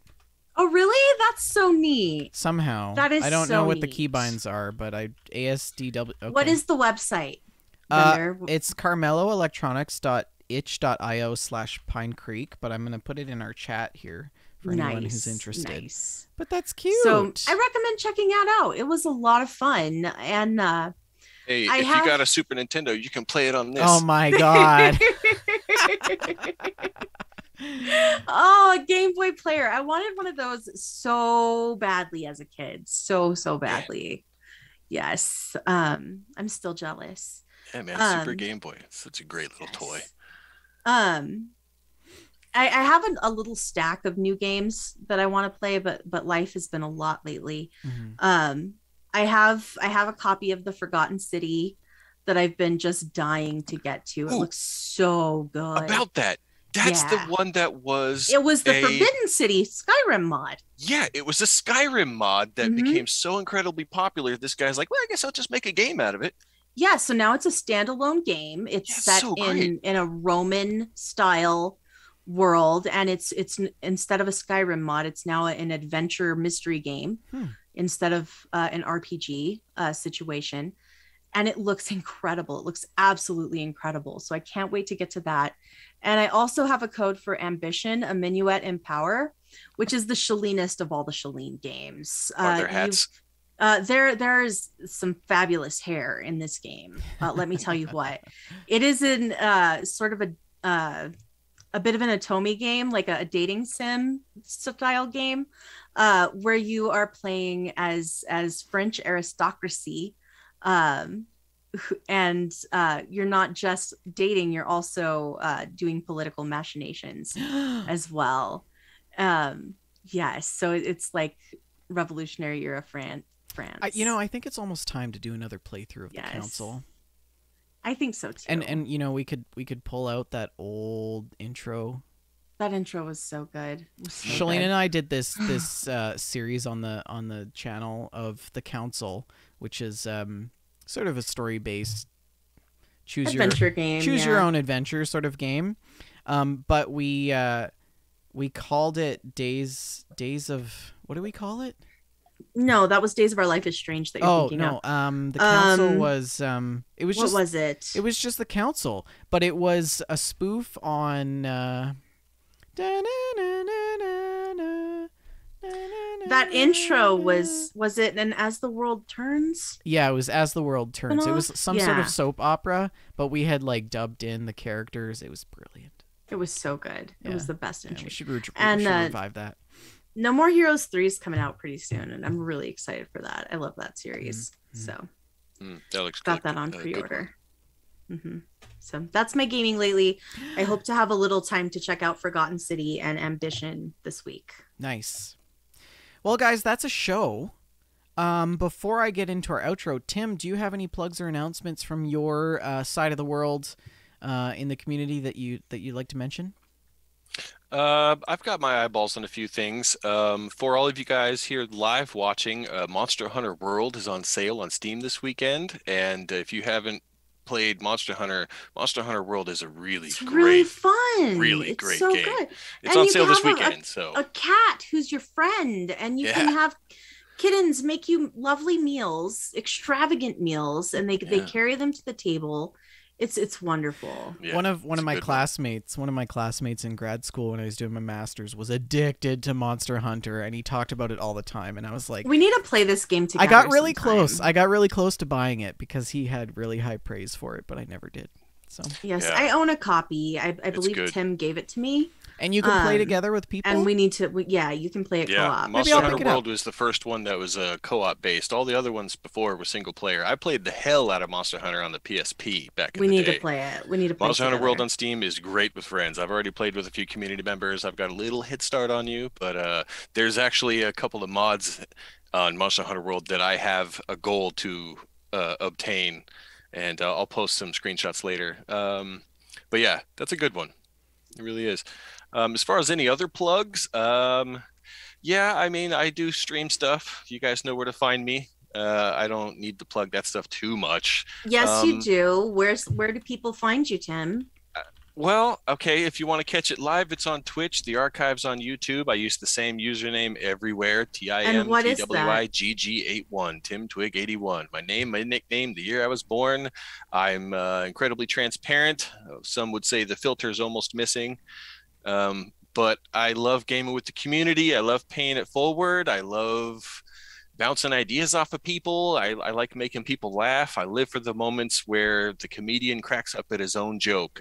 I have to It's say, a good time over on my channel. I have to say, I'm really enjoying catching some of your streams lately. I'm having a lot of fun. Yeah. I've been doing it for like 7 years now, and I haven't really got a lot of traction, but I don't care. I'm not trying to be a hot tub streamer. I'm trying to have a good time with my friends. You know what I'm saying? There have been people that asked me to get a hot tub, and I say unto thee, nay. Does that mean you won't write our names on your body? I mean, for the right price. Whatever, Tim. You know you'd do it for free.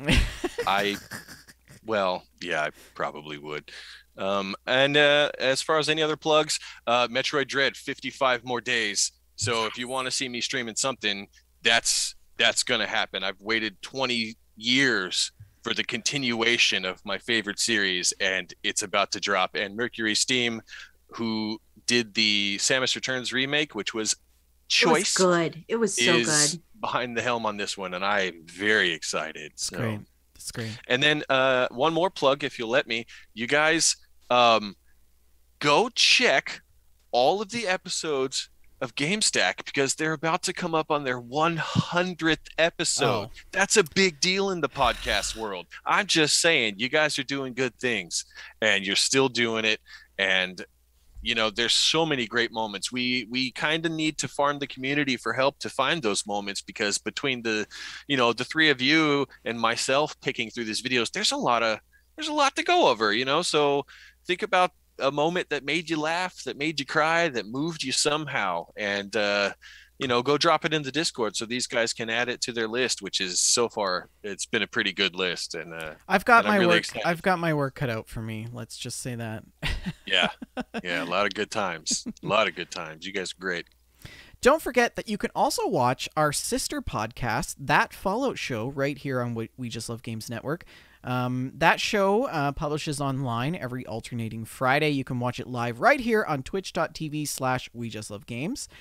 The shows are sponsored by Oak and Crow Coffee. Go to oakandcrow.com. You can pick up a bag of our Way Tenango blend, We Just Love Games. It's delicious. $2 goes to the Children's Miracle Network for every purchase.